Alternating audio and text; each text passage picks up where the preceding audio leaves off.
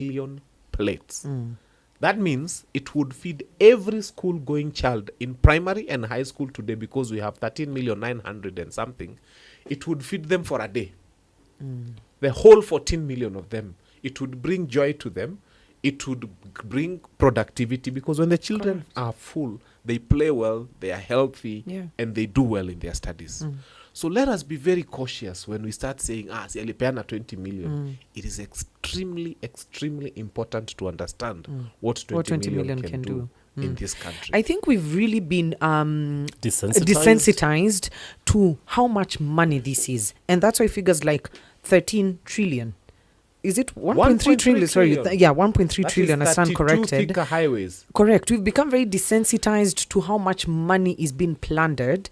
And so when we look at the scorecard that was published yesterday, my ask from these people was, okay, fine, you have sponsored content. You've actually paid 4 pages to put all of these achievements of yours. How about you do the same when it comes to your plundering? Show us how much has been stolen.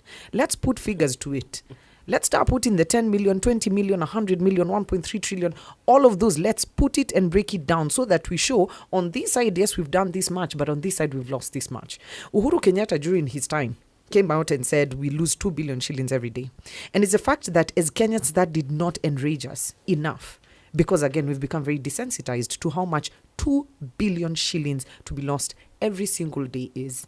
When you hear we've gone for AU and we've spent 534 million shillings. For what? Yet we see delegations and delegations of broken down the figures. I think that's something as Kenyans we need to continue doing. During the Gen Z protest, we saw it. Yeah. People had the breakdown of figures. Cost this much and this is what we can do.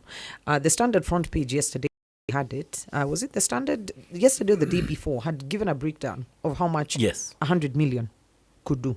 Paying nurses, building classrooms, because education sector tunaumia, which I would want to get Kinuthia's sentiments around, 1, the scorecard, and 2, the MOU, the 10-point MOU that was signed off between our dear good president.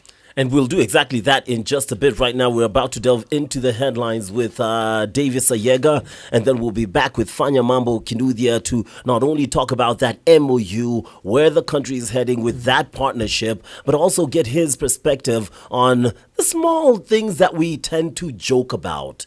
The chapatis that are going to be made for these kids, the machinery that will be required, and whether or not, if you are a business-minded person who built a fortune and a dynasty from selling chicken, this would be the right business decision to make with